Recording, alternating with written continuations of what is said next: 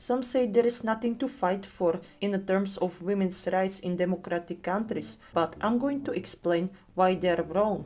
First, in non-democratic or third world countries, there is lacking right for abortion or mandatory hijab, punishing the LGBT, prohibition of promoting the child-free life, but let's also debunk the remaining traces of patriarchy still present in democratic countries. The patriarchy was made 6000 BC by some greedy narcissists to legitimize the exploitation because this was very beginning of the hierarchical system. It was created to create a slave society, to create more and more workers for these who gained the power. The patriarchy is the root of all exploitative systems in the world, such as Abrahamic religions, feudalism, capitalism. Even the Soviet socialism still preserved the ideology of the patriarchy by their common narrative that the family is the base of the state. So patriarchy is basically the oldest form of the Ponzi scheme. This is the reason why the child-free has never been recognized as an identity. All the propagandistic tools, such as religion, political systems, tell us that we must be humble, we must be obedient, that we cannot take control all over our destinies, and this is the reason why most of the people become so brainwashed when they see somebody taking control over its destiny and who stands out of the crowd. All they do is they try to push him down. The origin of shaming old women. Old women have been seen as witches in the Medieval Ages because most of the women then died after giving birth. The society thought that old women could control their destiny, which was considered as a witchcraft. Those who were on the top and the brainwashed majority of the society don't want less people on the planet, and that people would live longer, because by age you get more and more experience, more education, and this would be the destruction of that Ponzi scheme which is running through the millennia. Even more, this exploitative and unequal environment built here is also creating more and more narcissists to the world, and this is also preventing people to live longer and healthier, because the narcissists make us more sick, because they are sucking the energy of the rest of the people, because they themselves, they have no authenticity at all. Nowadays in the mainstream culture, in the show business, are mostly represented young women who are fulfilling all the conventional beauty standards, because young women, as they may lack experience, are easily to be manipulated, because as you grow old, you get more experience and education, and that's why 26 is too old to become a star in the music industry. And also look at the beauty algorithm on the TikTok. The idea of sacrificing yourself for others. Even though there is an improvement nowadays in terms of breaking down this humbleness ideology, some people still believe that you must please others first before yourself. And if you put yourself on the first place, you're blamed for being selfish. I still see so many women begging for men's attention, which is sick. Then in some families and schools, women are taught to restrict themselves, to judge themselves. They are told they are not good enough and so on.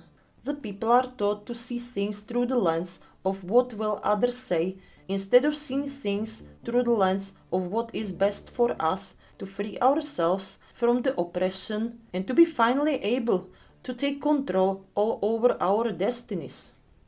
Women are afraid to go to police if they get sexually abused because of the fear of being gaslighted.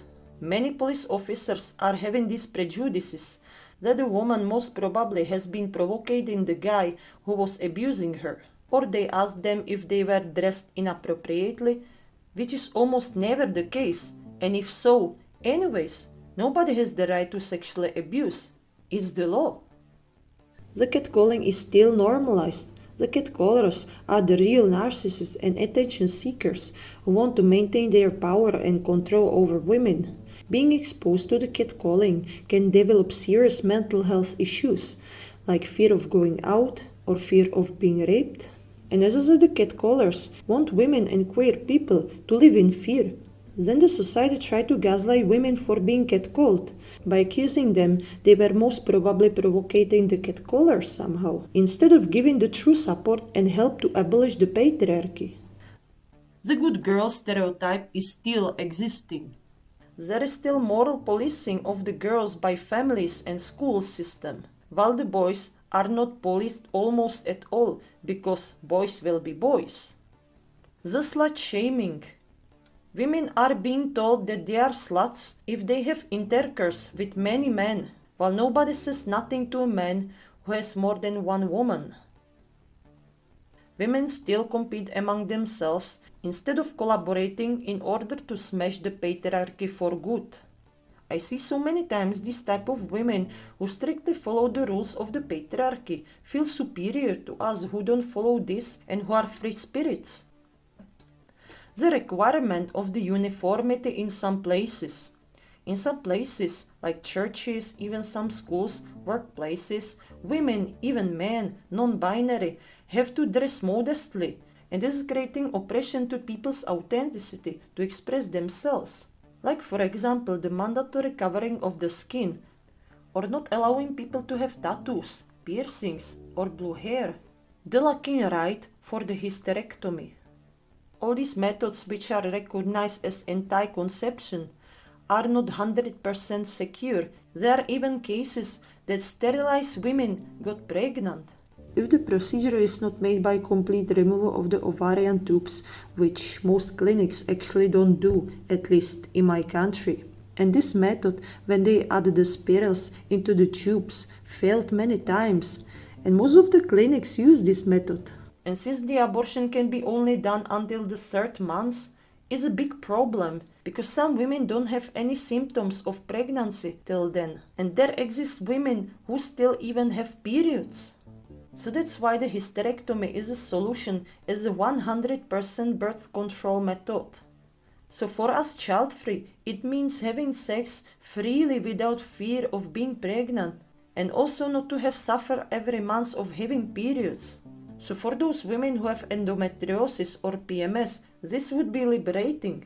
There is an agenda behind why most doctors don't want to do hysterectomy on request, because the society is programmed to, as I said, bring more workers and consumers to the system, so these on the top will benefit from this.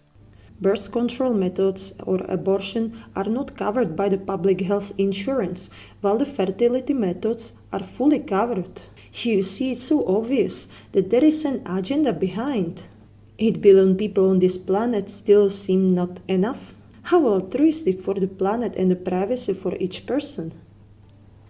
The far-right and Nazi movements like Andrew Tate promoting the toxic masculinity and all these outdated gender stereotypes. Me, for example, I'm getting constantly gaslighted by the far-right men in the comments and being told that I'm troublemaker or that I'm spreading propaganda, or when these far-right supporters are lacking arguments, they become the beauty gatekeepers. Yeah, because I'm not the passive, obedient sheep of their ideology of oppression and exploitation, and I'm simply myself.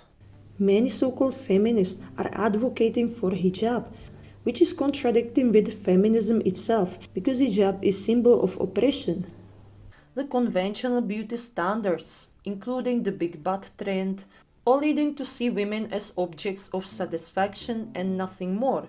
From biological perspective, if woman has the narrow waist and wide hips, then a lot of men, when they see woman like this, they will think she can carry my baby, and this is very exploitative.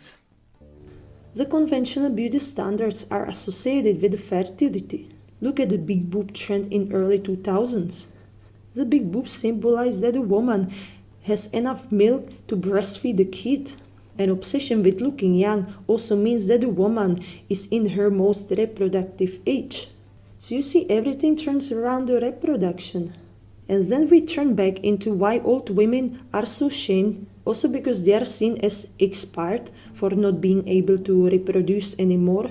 By this, we are turning to the narrative that women are seen as baby makers and nothing else. Discrimination and gaslighting of the child-free people, which has to do with the hysterectomy right. The child-free are target for gaslighting. They are told that they will die alone, or they will change their mind, or that they are selfish. Well, the child-free is the exact opposite to selfish. People make babies because they want to be taken care of when they are getting old.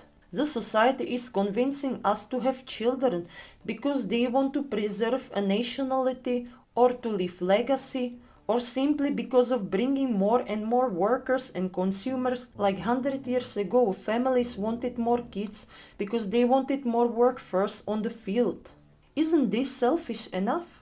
We child-free choose not to bring a spirit into this rotten world, driven by narcissists, because this spirit will suffer, of course. And we don't want to feed this Ponzi scheme by bringing new consumers and workers. We don't want to be slave of anyone else. We simply want to have good quality of life, so we don't want to sacrifice for others. Choosing not to sacrifice for others is not selfish, it's simply liberalization from the slavery. So don't twist the reality. Lack of women represented in technical professions, politics, or heavy industry. Let me show you this video which promotes the narrative that the men build this world. This has to do a lot with the indoctrination of the families, where the boys and girls are obligated to behave certain way. Then the school system, where they still present these gender stereotypes in terms of choosing the high school or preparing for the job. The rejection of women in certain fields of study, for example car mechanic, installer, is still happening. I had a schoolmate who wanted to attend school for car mechanic, but she was rejected because of being woman.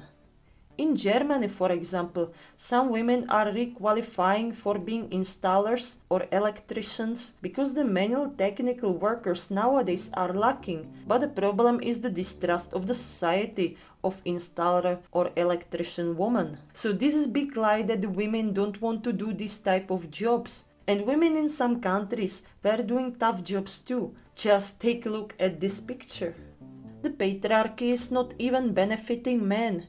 Is the reason of wars on the earth. Patriarchy is making men narcissistic, and narcissism is all about exploitation, fight, competition, and indoctrination.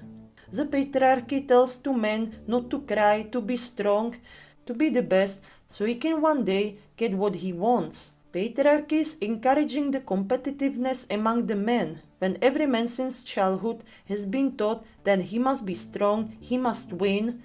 Then of course it is creating wars. The alpha male stereotype is a good example of the narcissistic behavior. And also this winner takes it all, or winner rewrites the history. No matter if it's based on truth or not, it's also narcissistic. And me as non-binary, I must not forget about the two genders only ideology, which erased the non-binary people in colonized lands. So if you like my video, please subscribe to my channel.